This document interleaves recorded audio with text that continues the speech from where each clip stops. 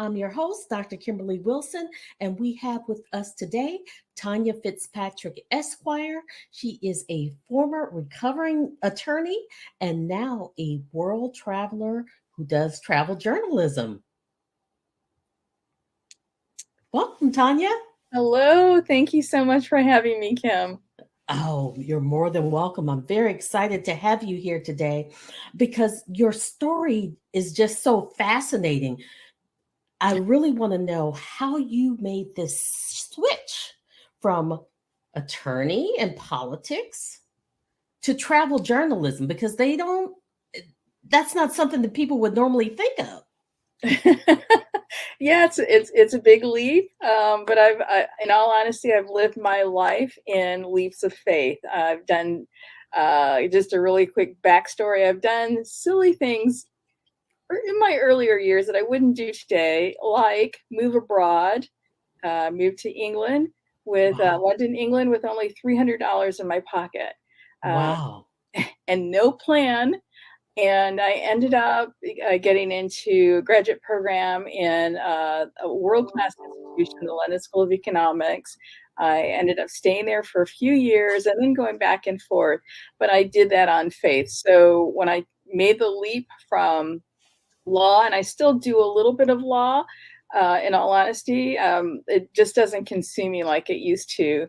But when I made that leap from law and politics to follow my purpose, which happened to be my passion as well, um, you know, it was on really the foundation of faith, and it's a continuous faith walk. In all honesty, it's it hasn't been easy, but I had to follow my heart, and I know what I'm doing right now with World Footprints is my heart work. Mhm. Practicing law and being immersed in politics is not.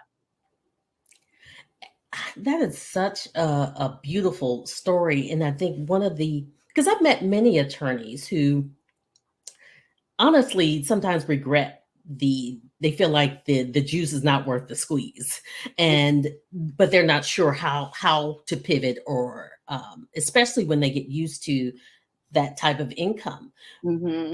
and many face these obstacles to making the shift, but now you had supporters to ensure that you could shift, right?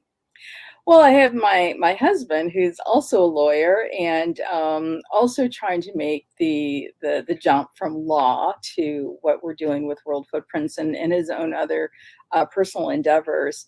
Um, but again, it's not easy in a high income city as Washington D.C. or the Metro Washington D.C. Area is, to not making any money as a travel journalist. That that was stressful. It's been a source of stress, and it continues to be as we continue to scale and move forward on things. So, yeah,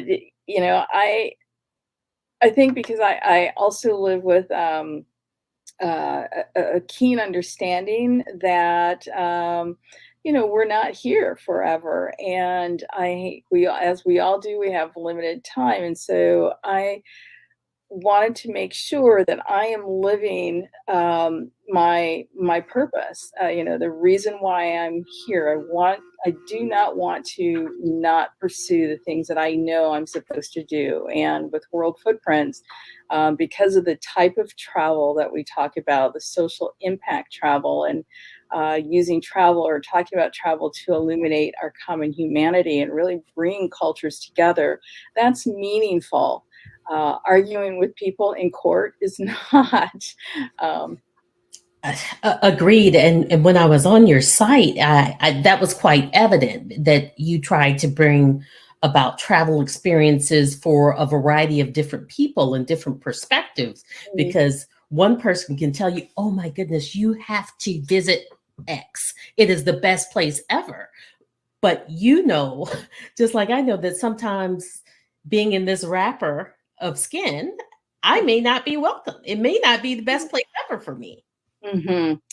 Yeah, and, Ian and I, when we have been on different press trips, many times we've been the only one, and so, the last couple of years, we've been really involved with, others in our community, kinda amplifying the need for diversity, equity, and inclusion, particularly among our folks, and, especially journalists. There's been a lot of controversy within our industry, the travel journalism industry, where um, countries that are populated with Black and Brown people Hmm. not bringing in Black and Brown writers to write about their destination, but other uh, writers who don't look like you or I. And I think the industry is trying to make a shift, Right. um, because it's important. And, as it is important to talk about accessible travelers and countries that may or may not, be friendly to their vehicles, whether they're in a wheelchair or a walker. Or they have autism, or there's accessibility. It carries a large falls under a large umbrella, uh, and so I think that's why, with travel, in our conversations about travel, what we have attempted to do just from our own personal travels is share our truthful narrative and not the narrative that maybe mainstream media is offering, talking about. Um, and so in a place like, for example, Alabama, when we first went to Alabama, I was nervous. I'm a child of the North. I'm Right. mouthy.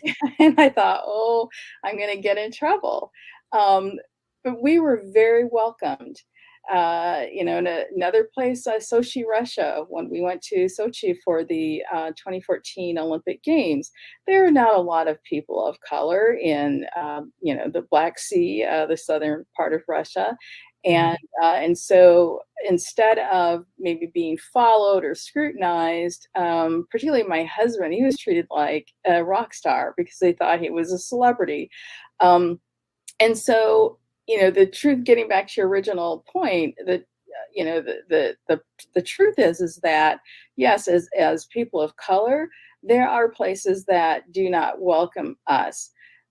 However, that place is not inclusive of a community that does not welcome us. Maybe a couple of people within, that particular community Right. would not be comfortable with us. And so we also try to talk about uh,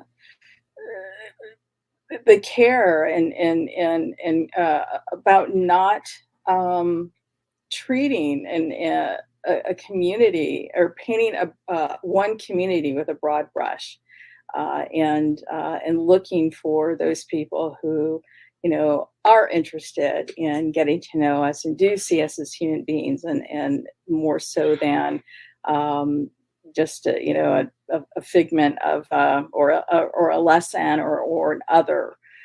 So there's a lot of work that we do in the travel space. Right. We like to have fun. Give me a beach any day. Me But too. travel goes deeper than Okay. just going out, enjoying and eating. It's about really connecting with other people and recognizing the humanity in us all. Right. And we're going to get back to this. Let me take a commercial break and we are going to continue with some of those experiences. Hey, how you doing? My name is Greg Russell. I'm the host of TechnologyTuesday.com. You can find us on the Conscious Business TV network every Tuesday at 2 p.m. Eastern Standard Time for the latest resources to help you make more money in your business. Join us on E360 TV. Come on.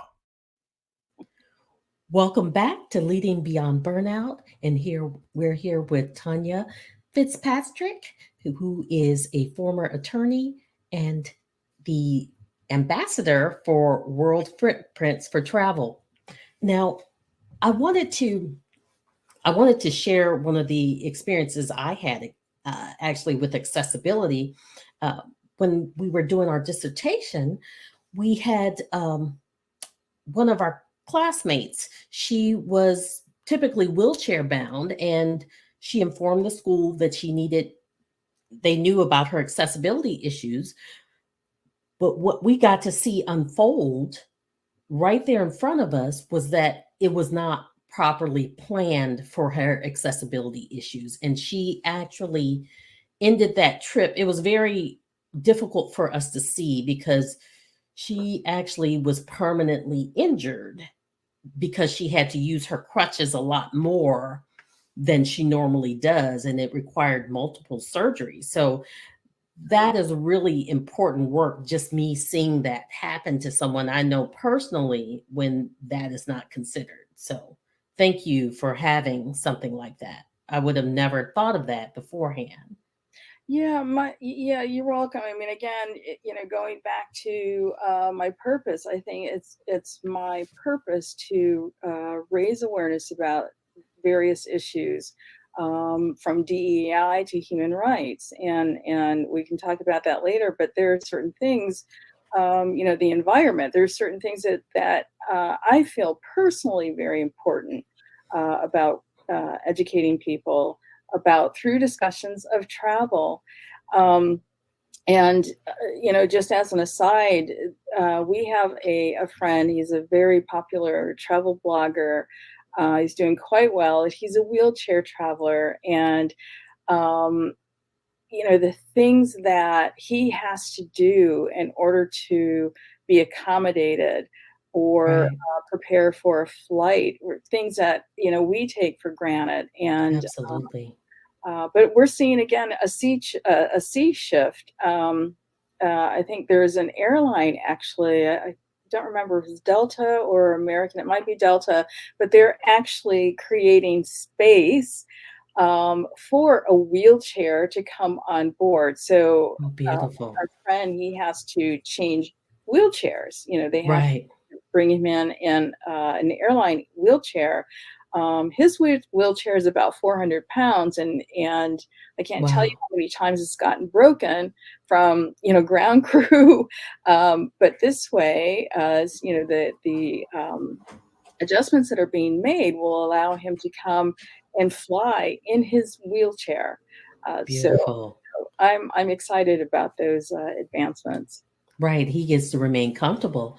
Mhm. And now I wanted to go back just a little bit before you were in your purpose and you were an attorney and you were in politics and you found that it wasn't fulfilling. When did you first start getting those inklings? Was it burnout or was there a certain event that made you say enough? Well, let's see. Law school created, its own set of burnout moments. But really, I think once I graduated and my very first job was as an assistant prosecutor in Muskegon, Michigan. And I came home every week with 50 to 75 files Wow. for next week's docket. And, and I studied, I wanted to do well. And so I think really within the first week of really kind of practicing law, my first job, I thought, okay, this may not be for me. That said, I did some great things. I pled out some cases, people, first offenders, if they just had a little tiny, roach, wacky backy, I call it, if it was found in there, I didn't want their lives to be ruined by that, and so, we negotiated, their counsel and the judge and myself negotiated, substance abuse training, with an expungement, so I did little things like that, and, uh, but it got worrisome or wary. It wore on me, and so I wasn't there that long. And then I went into public interest law and did employment work and uh, mostly employment work, I think. And there was a huge sense of burnout there as Why well. so? Because for me, it's almost like family law. I've never done family law because I knew I would get too invested in the stories and the clients, and it would wear myself out. Well, I did the same thing with within the public interest law field, and that's what happens when you have a heart of a servant and you want to help people. You really want to help people, and you don't see them as dollar sign, like and I was in a public interest space, so there wasn't any money coming in. It was on salary. I didn't have billable hours, but that said, I still got invested in clients, and so I learned pretty quickly that maybe this field isn't for me or the direction I was going, and I looked at other things like international adoption. Um, and I never really got too involved with that. But I think more so I was looking for ways to go back overseas because I really missed living overseas. Uh, Right. so, and then I ended up in Washington, D.C. and in politics. And golly, those were all industries and fields. I had no life. I absolutely had no life. There's no such thing as work-life balance. And Wow. so And how did you begin to know this, like this is not healthy for me. This is not what I should be doing. Was it just the lack of personal time or what? Um, lack of personal time, lack of freedom. I'm a Mm, traveler. I always have been a traveler, and um, it was very difficult to come back to this country and only get 1 week of holiday or 2 weeks at most for the first 5 years. When my first year in England, as a I worked full time as I went to school. I got 4 weeks holiday in mhm. that first year, and so I had an expectation that my holiday time would be 4 to 5 weeks long. Wrong. I know, only in this country. Um, but there were just a number of factors, and I think more so, there was a tugging. I felt a tugging that I was supposed to be doing something else, Okay. and I didn't know what that something else was until Ian and I were on a trip when my husband and I started dating, and we flew out to California, and I met a woman and her sister at a happy hour. I mean, I talk to everybody. I'm from Michigan. I say hi to a tree.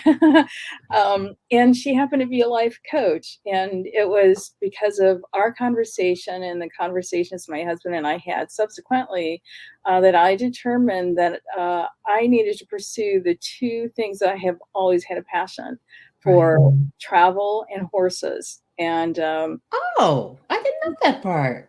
yeah, yeah, I'm a former equestrian. I always wanted to own a horse as a young kid. I grew up in kind of a country town, or spent a lot of time in a country town, so I grew up around horses. Mhm. But they're expensive, and so we looked Yeah. at travel. And within a month after that particular meeting, we started a travel agency. We had incorporated, filed our papers of incorporation, and found a host and started a travel agency, and we're doing quite well until one of our media, we started doing a lot of media in DC, and that caught the attention of a top station here, radio station. Mhm. They called us to do a travel show, and the rest is really history. So, so I'm in the media space because we followed a passion, and these other things followed us. Okay, okay. And I put up your site because I wanted Oh, people who wanted to follow you to be able to connect and see your beautiful journey as you all go all over the place and get the value from your other contributors to your site as well, because you all don't do the only writing, correct? Right. We have other writers. We started as a podcast, and our podcast has won significant awards and recognitions, and we have interviewed really notable people like Dr. Maya Angelou. We Wow. interviewed her right before she passed, and other people that you know from either CBS Soaps or politics or explorers. So Wow. there are a lot of recognizable names that we've had the blessing of the pleasure of interviewing. Wow. And none of that would have happened if you didn't pivot. Yeah. Yeah. I mean, just, honestly, Ken, the things that we've been able to experience because of that pivot, because, we made a decision to walk out on faith. And again, it has not been easy. There's nothing easy about that. Right. But because we did that, we've met these wonderful people. We've been, in the White House several times. I photographed President Obama with the South Korean president years ago, and I'm like, who would have ever thought that I would end up, photographing the president in the Oval Office? It, Um, right. That's so. But out of most people's frame of even considering. So, what do you do, Tanya, to avoid burnout? Because I know even travel mhm. can be very stressful when you think about the hustle and bustle of that, and getting to the airport and packing. And what is your strategy to just feel calm and not feel Uh, all the stress? I am, if we're talking pre boarding, um, I I calm down after we get through the security gate, and we make sure, we have TSA pre-check, we have global entry for a return from an international trip. Um, and so we're able to get cut through security and customs pretty quickly. Um, and once I'm beyond that gate, the security gate, if there's ample time, we will find an airport lounge and just relax in there. That's kind of one of my little pre-trip secrets. You go in, have something to eat, have a couple of cocktails, and just really relax, or even work if there's work that we need to do. Um, on the trip, because most of the trips where we are working, we make, and I say we, my husband and I make a point of not working constantly. We will Mm, make a point of just enjoying going out to dinner or spending some time alone. Um, just he and I, if we're with a group of other journalists, or just us, we'll spend time on the beach. And so we are very intentional about how much time we work when we're traveling.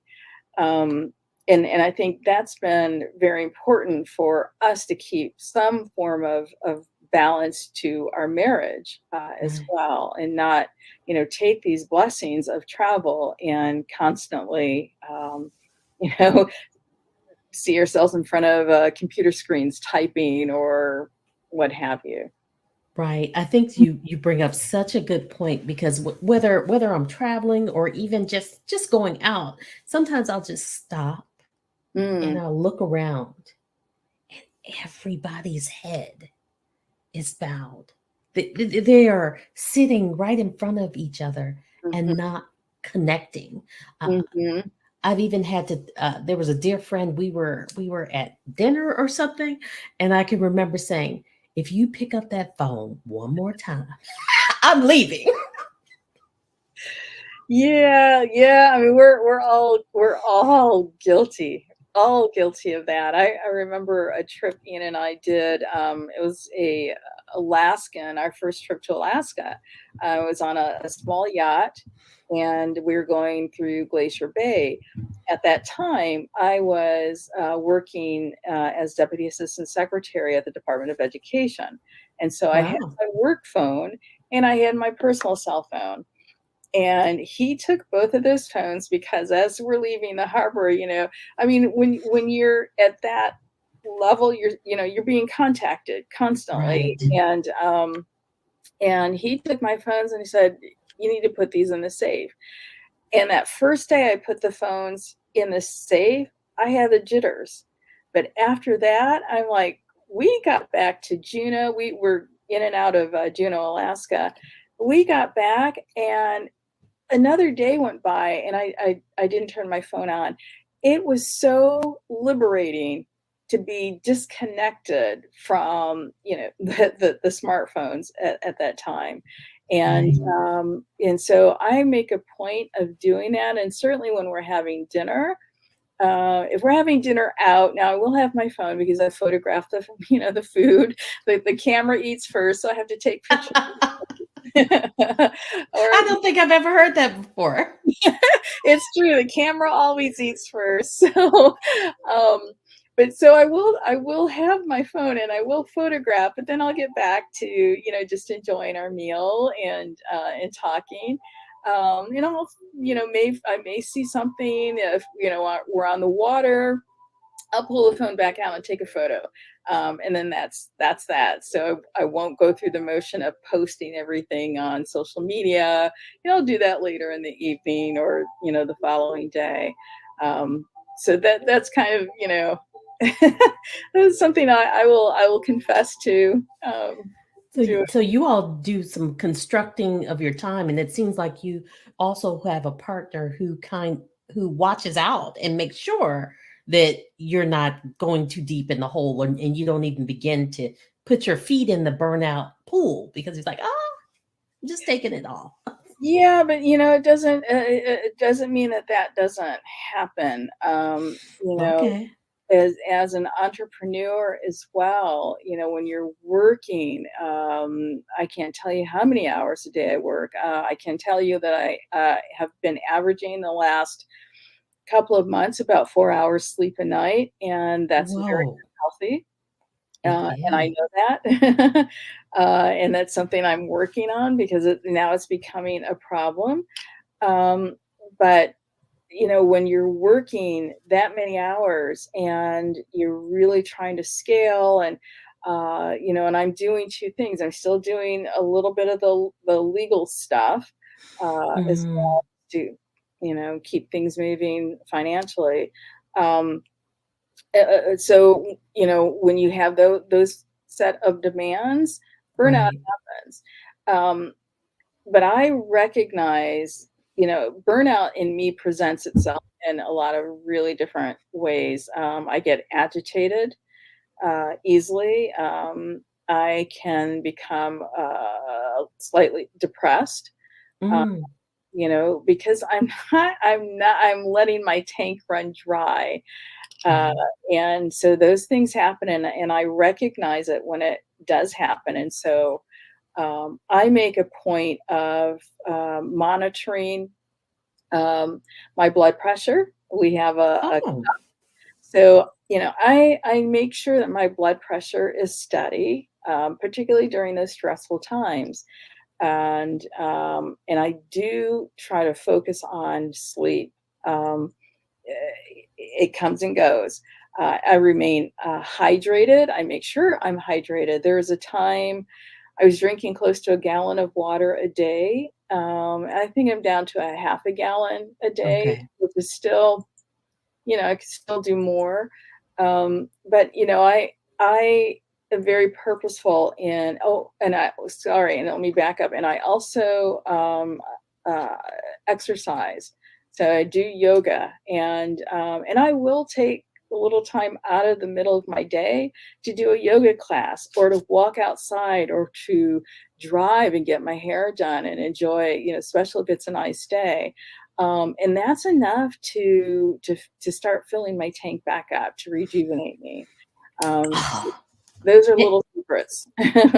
yes, and I love that you mentioned that you take little bits of time out of the day. People forget or don't even realize how important that is, that it doesn't take, oh, I've got to meditate for an hour, I need to run for 30 minutes. You know, they feel like they've got to carve out all these huge chunks of time. Mhm.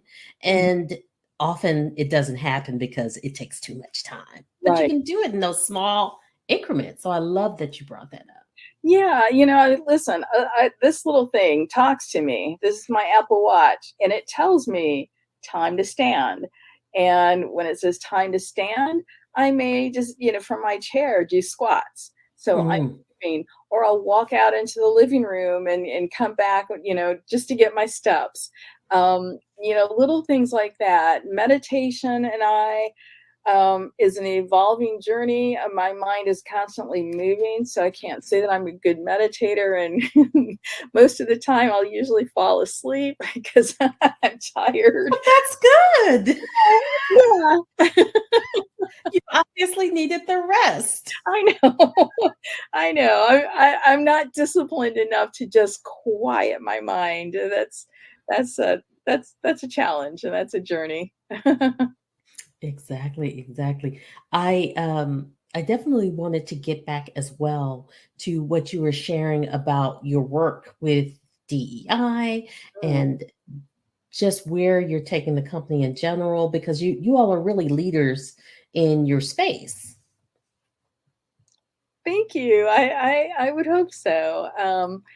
You know, our focus has always been social impact. When we had the travel agency, uh, I I told myself I want people trips that I book for people. I want them to have meaning. I want them to come back transformed. I want to see them connected to other cultures or more comfortable with people who don't look like them. So I had a Mhm. mission as a travel agency owner to really illuminate our common humanity. And so when we closed the agency down and really focused on the media side, that mission had always been there. And um, we before we started the media company, or even the agency for that matter, we honeymooned in South Africa, and there was a word that we learned called Ubuntu. Mhm. And so that always, it's the meaning of Ubuntu. I am because we are, Mhm. resonated with me. And so World Footprints was really founded on the principle, the philosophy of Ubuntu.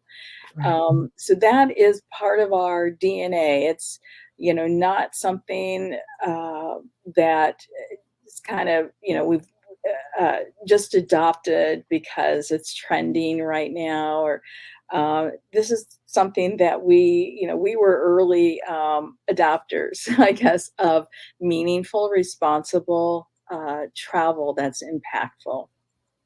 That's beautiful. And I think anyone who travels to South Africa, the people are just so beautiful. I got the opportunity to go to Johannesburg, and where did we go? Cape Town, Ma'am? Cape Town. No, I didn't. That's going to be my. I went twice. I did not go to Cape Town because I was doing research. So that is. I want to head to Cape Town. I want to head to Durban, and just everyone was so kind and just a beautiful experience, and just seeing the landscape and the museum. The museum. Oh, that's just that's an experience. Yeah, I mean, it's a beautiful, beautiful country. The food, we're food is one of our love languages. The food is fabulous. But just the experience of whether you go to Stellenbosch, the wine region, or Mhm. up to Kruger on safari. I mean, it's very transformational. And that has been one of our favorite trips. Mind you, it was our honeymoon too.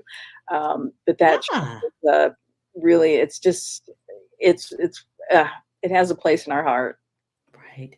And hold on for 1 second. We're going to take a commercial break.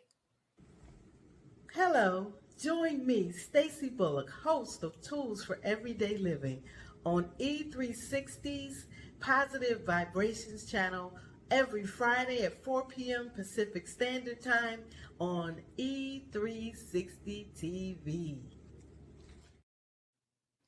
Welcome back, Tonya. Uh, and you have so many layers. I mean, just when I look at your life and look at your website, and now you're a two-time TEDx speaker as well. Uh, it's Three. three times. Oh, three times.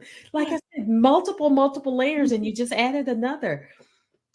Tell us about what it was like to be a TEDx speaker, and what do you like about it? Wow. The thing that I really love about public speaking is that it's performative, and I come from a background of theater, and so, it's nice to be in front of an audience and connecting with them on a different level and getting the applause.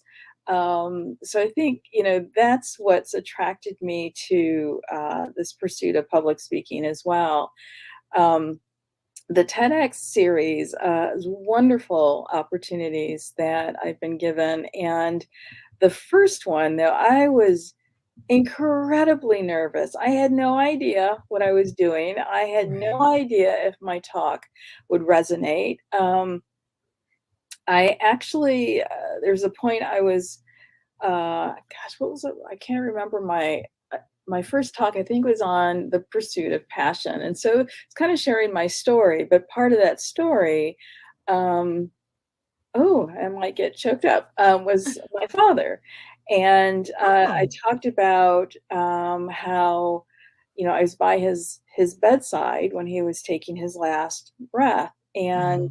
Um, and I think because of that experience, watching a loved one that close, pass away, and knowing that he um, did not want that to happen. I was hoping, we were all hoping it wasn't his time.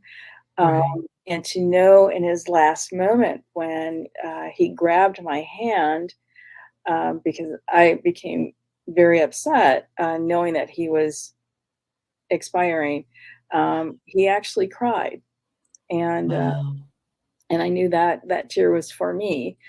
And so knowing, experiencing that, and kind of reminded me of the fragility of life, and the limited amount of time that I know I have on this earth, and really, the Right. that there's no time um, for debilitating grief. And Mm. so that was a story I told, how I got, kind of got out of debilitate paralyzing grief, Mm. because it really was paralyzing. And so because I told that story, I was a nervous wreck. I didn't know how I was going to respond, if I could compartmentalize enough to Right. share that story and get my message through. But I did, and I tell you, my husband came backstage after I got off the stage, and I collapsed. I'm like, oh my God, I'm so glad this is over. The second TEDx talk I had a lot of fun with. I knew I had a really good story. It was much more upbeat. It was about a transformational travel, or transformational experiences. Um, and I had fun. And so I think I actually took improv classes before that second one, and so I was able to, get a couple of little zingers in, and people responded to that. So I enjoy that. And the third one, oh my gosh, Kim, this is actually a funny story. Um, I had third one was at Wayne State University in Detroit, and that's where I went to law school.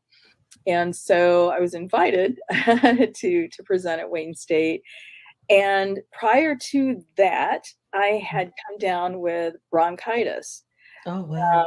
And so, and I don't remember how I ended up with the bronchitis, but I was taking these lozenges called fisherman's lozenger, and they had a drying effect. And so I'm taking these lozenges on the day of the presentation, taking these lozenges, drinking water to stay hydrated.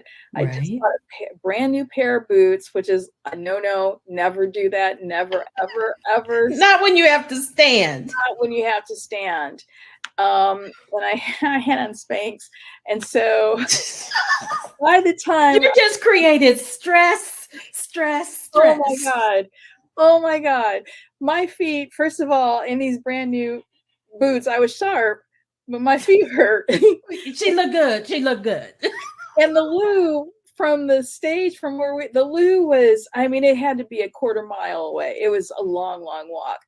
And so my feet hurt too bad to go to the loo right before I got on stage. I'm having water because my throat's dry. I took another lozenge because I didn't want to cough, go into a coughing fit on stage. And I had to go on stage feeling incredibly miserable. And then, speaking in front of a bunch of many academics who kind of laugh like this.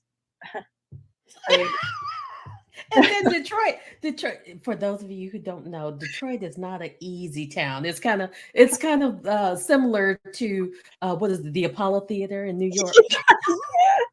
You have to bring it. yeah. And I had a former classmate from high school. We were on the cheerleading team together, and we had not seen each other since graduation, but she followed me on Facebook and saw I was going to be there. And she came, and I thought, oh Lord, I just wasn't ready. I can't have somebody who actually knows me here. I know. I mean, my husband, my mother-in-law, they were different, their family, it was okay, but somebody from high school, yeah. But I got through it, and it was good, and I got even a chuckle. I mean, some of my jokes, but that was my TEDx experience, and really, really different from some of the other public speaking appearances I've had overseas and what have you. But those are very memorable. Wow. Wow. You had two sandwiched in challenging experiences in one wonderful experience. But I really believe that first one that you shared about your experience caring for your dad, Mm. I know that had to help somebody because there was somebody in your shoes or about to be in your shoes Mhm. needed to hear you can come out on the other side. Yeah, yeah, and I mean, I'd be happy to talk to you at another time about the grief journey because I've learned a lot, and it's very individual, and there's not what do you call it, a planning book, or there's not a manual on how to go through it, and so. But yeah, I mean, I hope that story did help someone. I hope it's recorded. It's on YouTube, and actually, I've had a couple of people request a link. Other friends who had seen the talk before request a link. So, I do hope it's helping someone. Absolutely. And I know you wanted to share something with our guests. And if you want to type that in the chat, we can definitely share that with them. You had a free gift, right?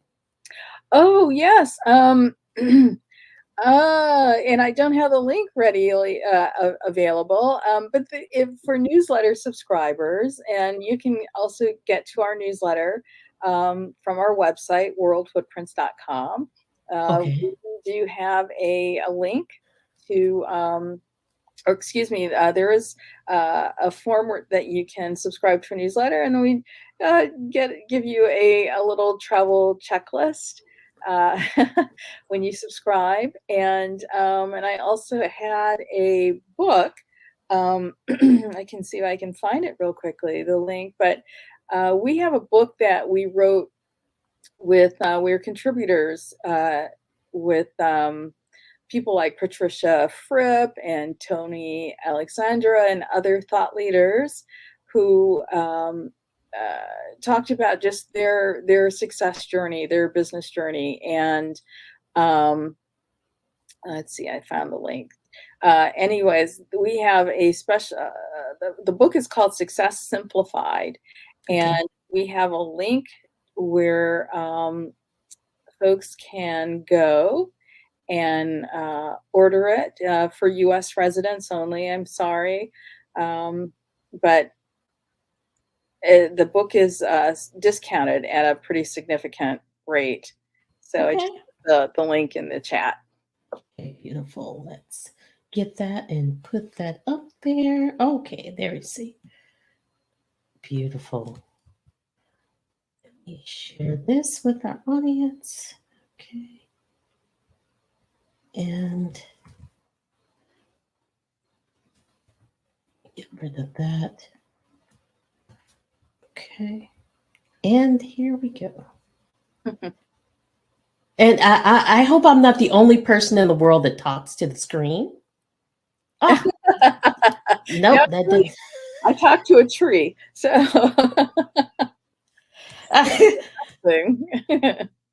Let's see. Okay, here it is. Here it is. Here it is. Okay.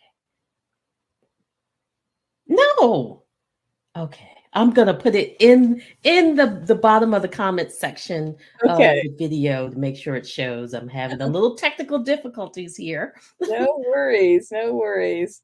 I want to thank you so much for showing up today and sharing your story with burnout, how you got into travel journalism from being an attorney, and just this wealth of experience, and just sharing some of the tips that you use to keep you out of burnout and to bring you back to recovery. Are there any last things that you want to share with our audience about leadership or burnout, or before we end? Just about personal growth, show yourself some grace. People like us, and I know that people listening here and watching here are like many of us, we're type A's. Show yourself some grace. I think we're very hard on ourselves, unfairly hard, and when we're not working as hard as we think we need to, or doing the things we think we need to, or following along with societal pressures, we'll get frustrated. And I think it's important, as part of that self-nurturing practice I mentioned, give yourself some grace. Those are beautiful last words. And thank you once again for joining us. Thank you, everyone, for joining us. I'm Dr. Kimberly Wilson with Leadership Beyond Burnout. And until next time, we'll see you Thursday at 5 o'clock here on E360 TV.